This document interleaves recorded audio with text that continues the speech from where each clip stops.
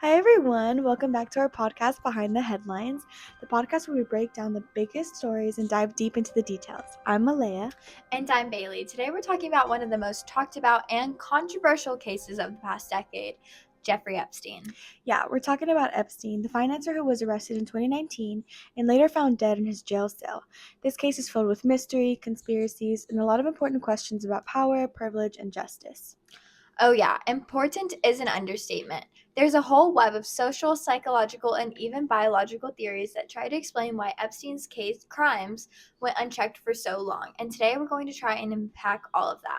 Buckle up, folks, because it's going to be a bumpy ride through the world of high society, manipulation, and a whole lot of shady behavior. But before we dive deep into the theories of why Epstein did what he did, let's rewind a little and look at his early life, because it's actually kind of surprising. Yeah, I was shocked by this too. So Epstein grew up in Seagate, which is the private gated community on the western edge of Coney Island in New York. It's actually one of the oldest gated communities in the city. Yeah, and it's known for having a strong Jewish community, which Epstein was a part of. From everything that we've read, it kind of seems like he had a pretty normal middle class upbringing, like nothing super wild or traumatic that you might expect from the background of someone who later on committed so many serious crimes. Exactly. He was considered gifted, especially in math, and even started learning piano when he was really young. Honestly, it sounds like he was that kid who probably breezed right through school and had a lot of potential. And that's what makes this all the more complicated. It's not like Epstein came from a broken home or like a high risk environment or anything like that. He had structure, opportunity, and support. So it kind of challenges the idea that people only turn to crime because they're desperate or struggling. Totally, which is where the theories come in because his background doesn't really match the classic criminal profile. It makes you wonder what really drives someone to cross so many lines. All right, so Epstein's early life looked promising, smart kid, solid background, and tons of potential. But his adult life, that's where things start to get weird. Definitely weird. So get this. Epstein went to NYU for about 3 years, but never graduated.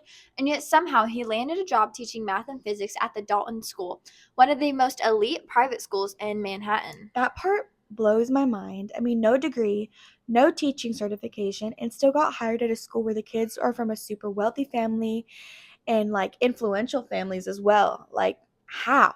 Right?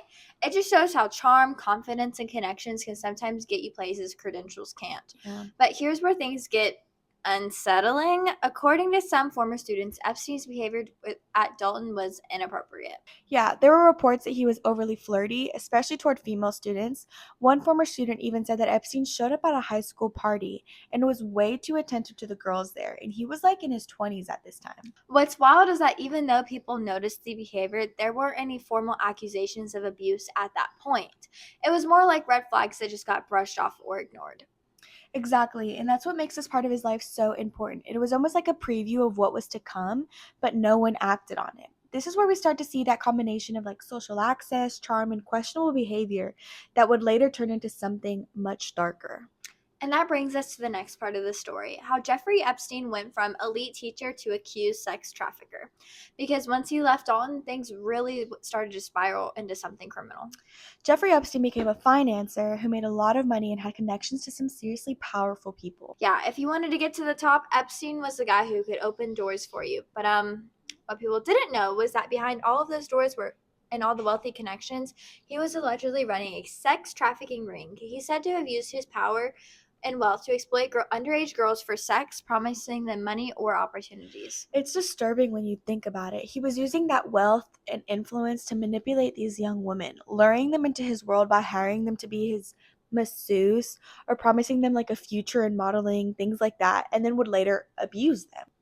I mean, how does someone like Epstein get away with something like that for so long? That's where we bring in the sociological theories, right? Exactly. Let's talk about sociological theories of crime. Basically, the idea that society and the people we interact with can influence our actions. So, sociological theories focus on how society, social structures, and cultural norms shape behavior. And in Epstein's case, he was in a position where he was surrounded by powerful people who may have turned a blind eye to his actions. So let's talk about the strain theory. Yes, this theory argues that when people can't reach society's goals through legitimate means, they might resort to crime. Epstein had all the wealth, but it's likely that the power, control, and manipulation over others was his way of feeling like he was achieving some kind of his own success. Yeah, it's like he had everything: money, status, popularity, but he wanted more. Maybe that's where the strain came from.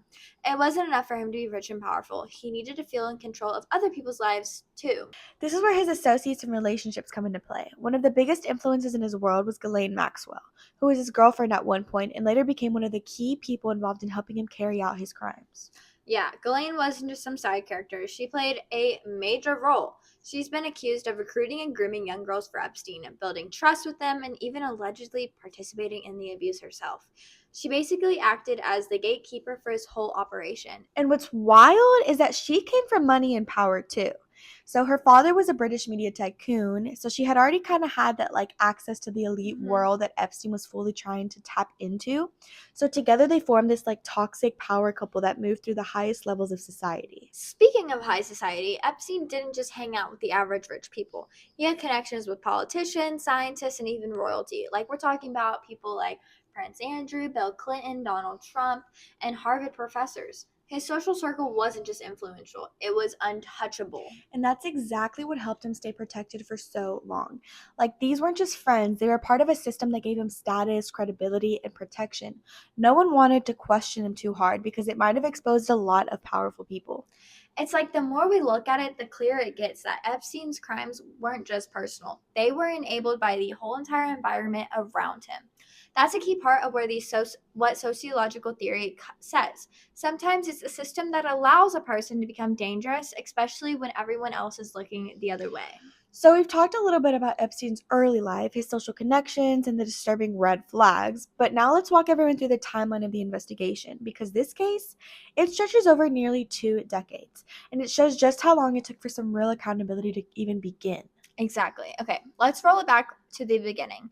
March 2005, this is where it all starts. The Florida police launch an investigation after the family of a 14-year-old girl reports that she was molested at Epstein's Palm Beach mansion. As the investigation grows, multiple underage girls come forward and say they were hired to give Epstein massages, which often turn into sexual abuse. In May 2006, the Palm Beach police charged Epstein with several counts of unlawful sex with a minor, but instead of pursuing those charges head on, State Attorney Barry Kreischer refers the case to a grand jury, which, spoiler alert, ends up being a major turning point. And in June 2006, the grand jury comes back with just one charge: soliciting prostitution. And get this, it's based on only one accuser's testimony. The rest of the victims, their stories are completely left out. Already, the case is being watered down. And in July 2006, people start speaking out about how lenient Epstein's treatment is. So the public outrage grows, and that's when the FBI steps in, launching a broader federal investigation. This time they're looking into victims across multiple states and not just Florida. In June 2008, after years of legal back and forth, Epstein takes a plea deal. He pleads guilty to 2 state charges: soliciting prostitution and soliciting a minor. He's sentenced to only 18 months in jail, community service, and has to register as a sex offender. But here's the outrageous part. This deal also includes a secret non-prosecution agreement. This means that the federal government agrees to not prosecute Epstein, and the victims, they were never told. It's one of the most controversial deals in modern legal history. July 2009, Epstein is released from jail after serving just 13 months, and even then, he was allowed to leave the jail during the day for work release. Over the next 10 years, survivors fight in court to challenge the non-prosecution agreement. Then in November 2018, the game changes. The Miami Herald publishes a massive investigation that blows the Epstein case wide open. It shines a light on how U.S. Labor Secretary Alexander Acosta, who was the Florida prosecutor at the time, helped broker Epstein's secret plea deal. Public pressure explodes. And then August 10th, 2019, after being rearrested on federal sex trafficking charges, Epstein is found dead in his jail cell in New York. Officials rule it as a suicide, but the circumstances are just so sketchy that conspiracy theories just start flying immediately. Cameras weren't working, guards fell asleep. It just didn't add up. July 2020, the attention shifts to Ghislaine Maxwell, Epstein's longtime companion and alleged co conspirator. She's arrested and charged by federal prosecutors for helping recruit underage girls for Epstein and participating in the abuse. And then December 2021, Maxwell is convicted on multiple counts, including sex trafficking, conspiracies, and transporting a minor for illegal sexual activity.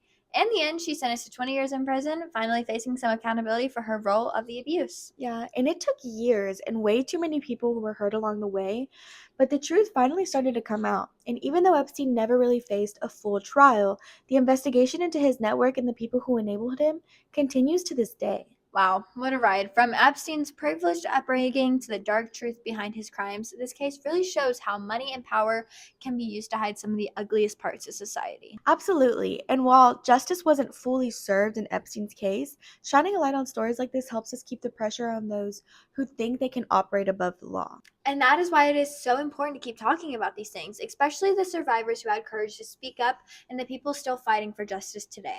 So, whether you're hearing this in class, on a walk, or just diving into true crime for the first time, we hope this podcast helped you understand not just what happened, but why it matters. And thanks so much for listening to our episode of the Jeffrey Epstein case. If you left with more questions than answers, good. That means you're paying attention. Stay safe and question everything.